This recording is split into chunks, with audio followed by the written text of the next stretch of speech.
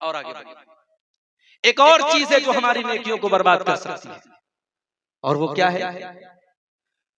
बीवी अगर अपने शौहर का हक अदा नहीं कर रही, बीवी बड़ी नमाजी है, रात में तहज्जुद पढ़ रही है, जुमा की नमाज में एकदम पहली सफ में जाके औरतों वाले हिस्से में बैठती है, तकरीर में एकदम आगे आगे रहती है, मगर शौहर की खिदमत नहीं करती, शौहर की बात नहीं मानती, उसकी नेकियां खतरे में है, उसकी नेकियां बर्बाद हो जाती।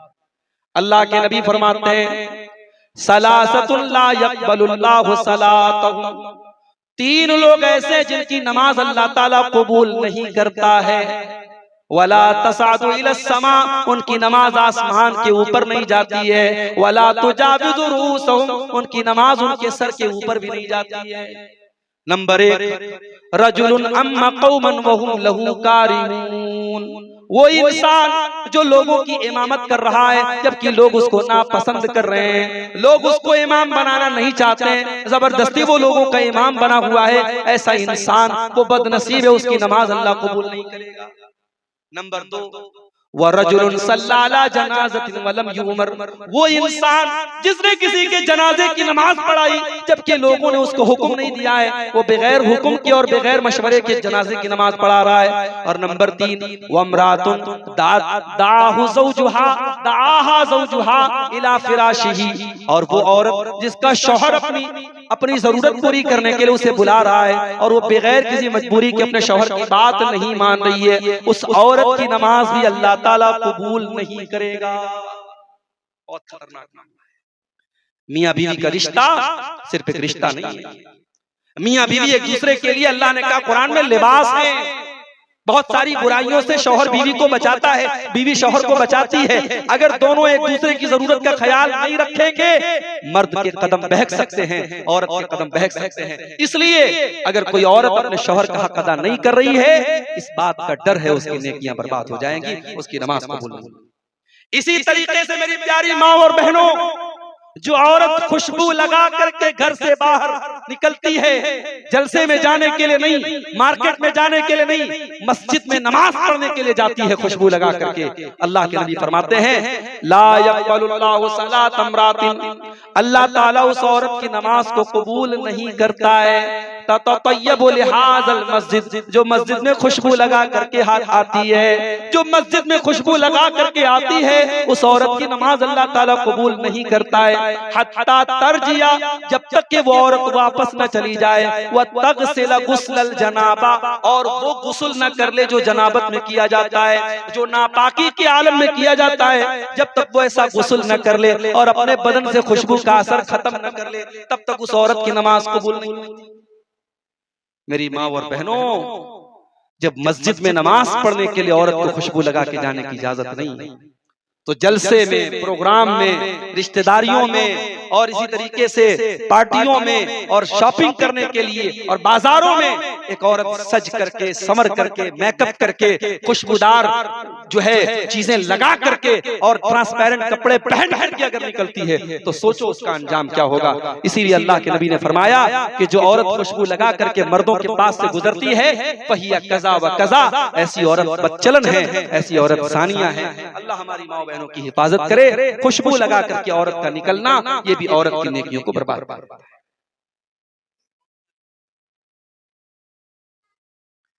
क्या बेवा औरतों को जीनत करना चाहिए? जैसा कि पहले से सोने के ज़ेवरात बनते चले आ रहे हैं, पहनते चले आ रही है, और शौहर का इंतकाल हो जाता है, तो क्या पहने हुए ज़ेवरात अपने जिस्म से उतार देगी? देखिए, अब शेख बैठे हुए हैं, शेख माशाल्लाह आपके हम सबके बुजुर्ग आलिम हैं, शेख की मौजूदगी में, शेख की इजाजत से मैं ये बात बता रहा हूँ, अगर गलती होगी तो शेख रहनुमाई करेंगे।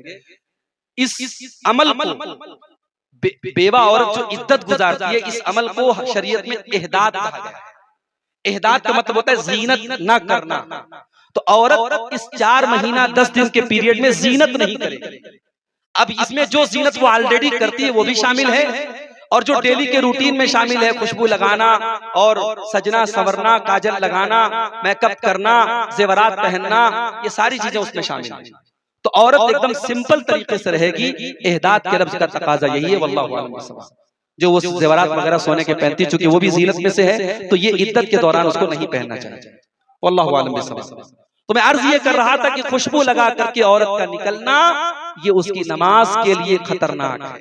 और आगे एक और चीज है जो हमारी नेकियों को बर्बाद कर देती है, और वो क्या है?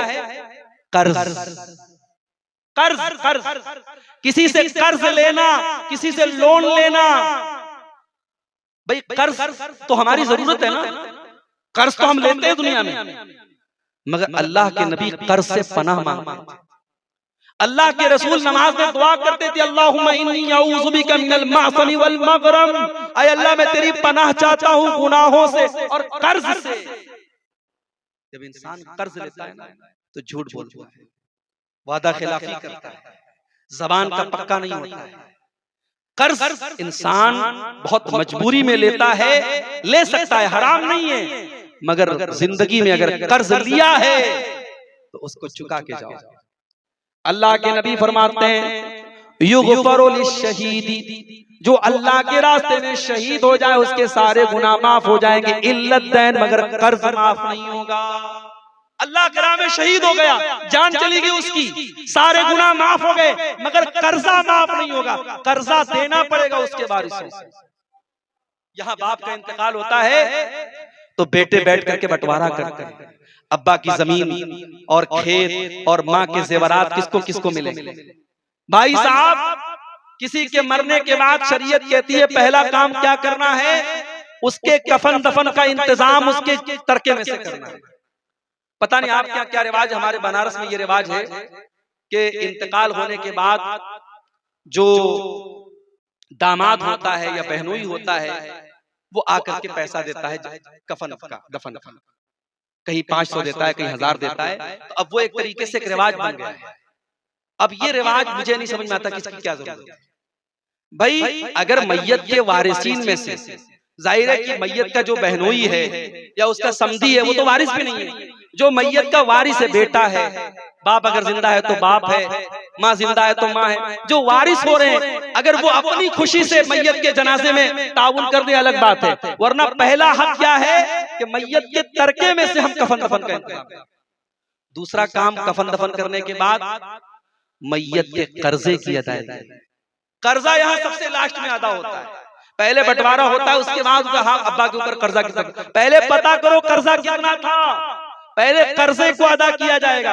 उसके बाद नंबर 3, मैयत ने अगर वसीयत की है मदरसे में इतना दे दिया जाए, कॉम्प्लेक्स में इतना दे दिया जाए, मस्जिद में इतना दे दिया जाए, तो 1/3 1/3 से ज्यादा हम वसीयत में नहीं देंगे। अगर अब्बा ने ज्यादा वसीयत की है तब भी हम 1/3 तक देंगे, उससे ज्यादा नहीं देंगे। मान लो अगर मैयत 3 लाख रुपया छोड़ के गया है तो 1 लाख रुपया उस वसीयत की जगह पे खर्च किया जा सकता है। अब उसके बाद जो अमाउंट बाकी बचा, जो जायदाद बाकी बची, उसमें मैयत को हम उसके तरके को तकसीम करेंगे। ये है शरीयत का तरीका। आज क्या होता है, लोग कर्जा लेते हैं और उस कर्जे को लिखते नहीं। आपको एक नुक्ते की बात बताऊं, कुरान की सबसे लंबी आयत आयत दैन है, सबसे लंबी आयत, और उस आयत दैन का खुलासा ये है कि जब भी कर्जा का लेन देन करो तो नोट कर लो, लिख लो। अगर औलाद को बताया नहीं है तब भी औलाद बाप की डायरी देख के समझ जाए कि मेरे बाप ने कितना कर्जा लिया था। तो कर्जा अगर 100 रुपया भी लिया है मेरे भाई तो उसको लिख लो। और कर्जे की अदायगी के बगैर आप अल्लाह के चले गए तो जब तक कर्जा अदा नहीं होगा मगफरत नहीं होगी। अल्लाह के रसूल फरमा रहे हैं युग़फ़रु लिश्शहीद कुल्लु ज़ंबिन, शहीद के तमाम गुनाह माफ हो जाएंगे इल्लत दैन, मगर कर्जा माफ नहीं होगा। और दूसरी हदीस में है कि अल मय्यितु मुअल्लक़ुन बिद्दैन, मुर्दा कर्जे की वजह से मुअल्लक रहता है, उसकी मग़फ़िरत रुकी रहती है जब तक कि वो उस कर्जे को अदा न करे। तो ठीक है, अल्लाह ताला हम सबको कर्जे की अदायगी को जिंदगी में करने की तौफीक। मस्जिद का चंदा मस्जिद के अलावा कब्रिस्तान वगैरह में खर्च कर सकते हैं या नहीं, जबकि मस्जिद, ईदगाह और कब्रिस्तान की एक ही कमेटी है। देखिए, अगर चंदा देने वाले ने वाज़े तौर पर कहा है कि मेरा चंदा मस्जिद में दिया जाए, तो अब उसकी हैसियत एक तरीके से वक्फ की होगी। वो चंदा उसने मस्जिद के लिए वक्फ कर दिया, अब उसको आप दूसरी जगह ट्रांसफर नहीं कर सकते। जो शरीयत का मसला यही है कि अगर मस्जिद के लिए उसने दिया है तो मस्जिद ही में खर्च करे। कमेटी एक तो अलग बात है, कमेटी एक होने से वो फंड एक नहीं हो जाएगा। इसलिए कहीं कहीं जो रसीद होती है, रसीद पर वजाहत होती है कि किस मद में दिया जा रहा है। अगर कब्रिस्तान, मस्जिद और मदरसा तीनों की एक कमेटी है तब भी रसीद पर इस बात की वजाहत होनी चाहिए कि ये चंदा कहाँ दिया जा रहा है। मस्जिद के लिए तो मस्जिद में ही देना चाहिए। तो 2 चीजें और बयान करके बात खत्म कर रहा हूं। हमारी नेकियों को औरत अपने शौहर से मिलने जाना चाहती है, अच्छा खुला बोला, खुला, अच्छा खुला लेना चाहती है, औरत अपने शौहर से खुला लेना चाहती है, उस औरत को क्या करना होगा, कुरान और हदीस से बयान कीजिए। देखिए, चूंकि हमारे यहाँ इस्लामी हुकूमत भी नहीं है और कोई दारुल क़ज़ा भी नहीं है। अगर किसी इलाके में दारुल क़ज़ा का सिस्टम है, जहाँ बाकायदा उलमा की एक कमेटी है और वो खुला और तलाक के मसले को हैंडल करते हैं कुरान और सुन्नत की रोशनी में, तो अच्छी बात है। अगर दारुल क़ज़ा वगैरह का सिस्टम नहीं है, जैसा कि आमतौर से नहीं है, तो इलाके के जो जिम्मेदार उलमा हैं और जो साहिबाने अम्र हैं, जो नेक और दीनदार लोग और समाज के सरबराह लोग हैं, उनको बिठाया जाए और औरत एक एप्लीकेशन लिखे, एक दरखास्त लिखे कि मैं अपने शौहर से खुला लेना चाहती हूँ। और शौहर की रजामंदी भी जरूरी है। शौहर को बाकायदा कमेटी के लोग बुलाएंगे और उनके सामने औरत का ये प्रस्ताव रखेंगे कि तुम्हारी बीवी तुम्हारे साथ नहीं रहना चाहती, खुला लेना चाहती है। उसके बाद अगर शौहर कहता कि ठीक है, अगर मेरी औरत खुला लेना चाहती है तो ठीक है, वो ले ले खुला, मैं नहीं रखूंगा उसको, तो अब उसके बाद एक तहरीर तैयार हो जाएगी कि हम तमाम उलमा और तमाम मुआशरे के जिम्मेदार लोगों की मौजूदगी में फलाना बिन्ते फला का खुला कराया जा रहा है। और उस खुला के बाद एक हैज की इद्दत गुजारेगी औरत, एक बार उसको पीरियड आएगा, फिर जब वो पाक हो जाएगी उसके बाद वो कहीं और निकाह कर सकती है। यही खुला का मसला है। अल्लाहु आलम बिस्सवाब। तो नेकियों को बर्बाद करने वाली दो चीजें और बयान करके बात करते हैं। शराबी आदमी जो शराब पीता है उसकी नेकियां भी खतरे में है। शराब पीने का जो गुनाह है वो तो है, शराबी की नमाज कबूल नहीं होती।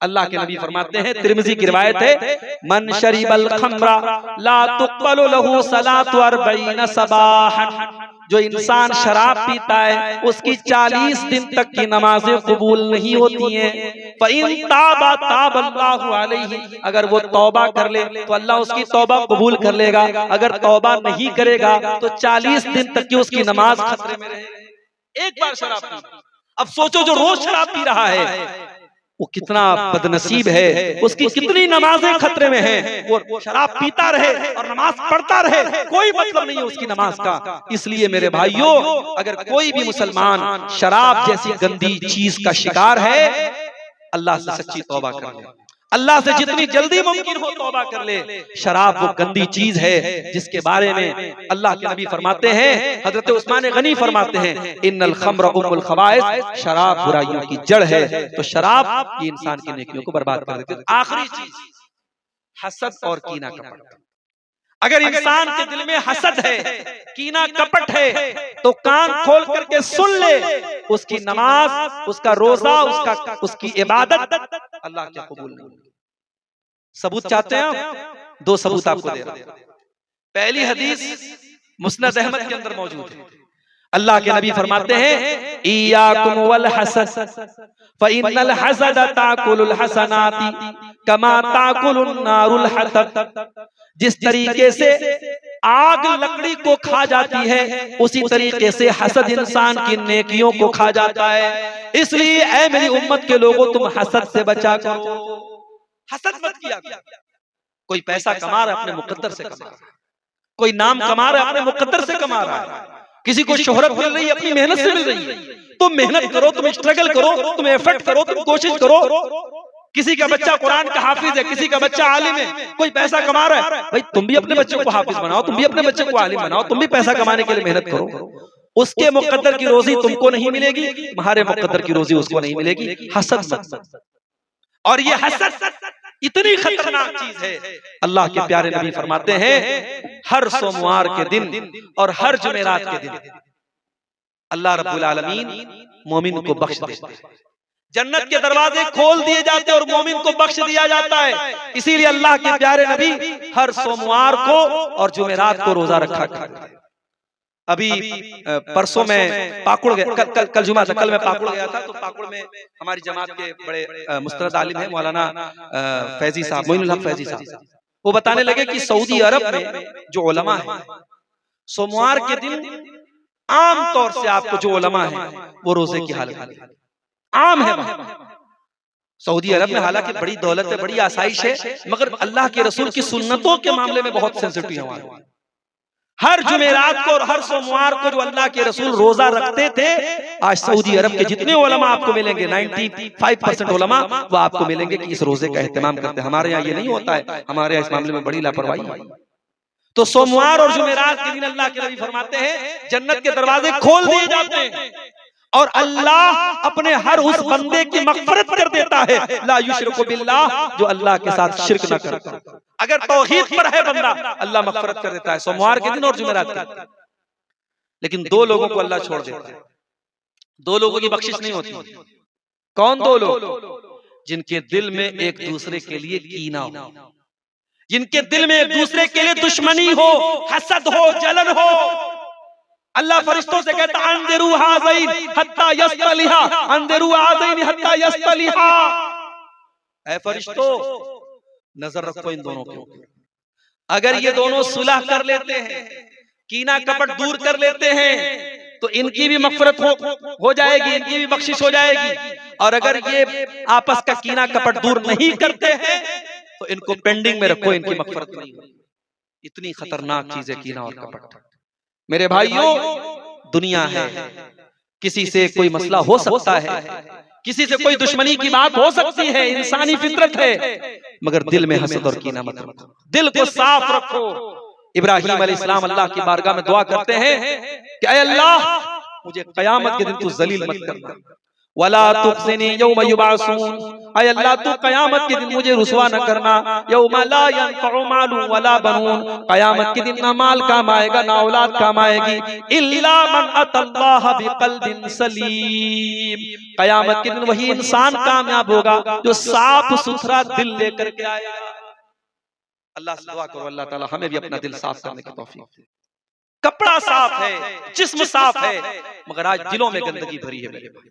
ऊपर से इंसान हंस हंस के मिल रहा है, मुसाफा कर रहा है, दुआएं दे रहा है, और अंदर हसद और जलन छिपा हुआ है। आज इस दौर में वो किसी शायर ने कहा है ना कि दिल मिले न मिले हाथ मिलाते रहिए, दिल मिले न मिले हाथ मिलाते रहिए। आज दिल नहीं मिल रहा है, हाथ मिल रहा है। दुआ करो अल्लाह हमें एक दूसरे से दिल मिलाने की तौफीक अता फरमाए। ये चंद चीजें मैंने आपके सामने बयान की जो हमारी नेकियों को बर्बाद कर देती है। एक साहब ने सवाल किया है कि दाढ़ी रखना सुन्नत है या फर्ज है। देखिए, अल्लाह के प्यारे नबी सल्लल्लाहु अलैहि वसल्लम ने दाढ़ी रखी, आपने आपके चेहरे पर भरपूर दाढ़ी थी, इस एतबार से हम बोलेंगे कि अल्लाह के रसूल की सुन्नत है दाढ़ी रखना। लेकिन अब शरीयत में होता है कि एक चीज होती है फर्ज, एक चीज होती है सुन्नत। फर्ज वो है कि करना ही करना है, नहीं करेंगे तो गुनहगार होंगे, और सुन्नत वो चीज होती है कि करेंगे तो सवाब मिलेगा, नहीं करेंगे तो अल्लाह ताला क्या अजाब नहीं होगा। तो क्या दाढ़ी का मामला ऐसा है? दाढ़ी का मामला ऐसा नहीं है। अगर सिर्फ अल्लाह के रसूल ने रखा होता तो इसका मामला सुन्नत होता कि अल्लाह के नबी की सुन्नत है, मगर आपने रखा भी और हुक्म भी दिया है। आपने क्या फरमाया? वाफुल लहिया, दाढ़ी को माफ कर दो, दाढ़ी को छोड़ दो, दाढ़ी को लंबा करो, दाढ़ी को बढ़ाओ, अरखू वाफू, इस तरीके के अल्फाज हदीसों में आए। तो शरीयत का एक मसला है कि जब अल्लाह के रसूल किसी बात का हुक्म देते और कोई ऐसी दलील मौजूद न हो कि अल्लाह के नबी ने उस चीज में गुंजाइश दी है कि करो तो भी हरज है, ना करो तो भी हरज है, तो वो चीज वाजिब होती है, फर्ज होती है, इसलिए दाढ़ी रखना फर्ज है। अब अगर कोई ये कहता है कि बात सहाबा से ये बात सबूत मिलता है कि बात सहाबा जो है वो एक मुश्त से ज्यादा काट लेते थे, तो भाई अहले हदीस इस तरीके की बात करे ये मुनासिब नहीं है। जब अपने आप को अहले हदीस कहते हैं, और हमारा एक उसूल है कि अगर अल्लाह के रसूल सल्लल्लाहु अलैहि वसल्लम की सुन्नत के मुकाबले में, आपके फरमान के मुकाबले में अगर किसी सहाबी का भी कोई कौल अमल हमें मिलता है तो हम उसे छोड़ देते हैं। ये हमारा मनहज है, हमारा उसूल है, तो हम ऐसी बात करें। इसलिए दाढ़ी के सिलसिले में सही बात यही है कि दाढ़ी रखना फर्ज है, वाजिब है, और दाढ़ी काटने वाला, दाढ़ी छीलने वाला, दाढ़ी की काट छांट करने वाला गुनहगार है। वल्लाहु आलम।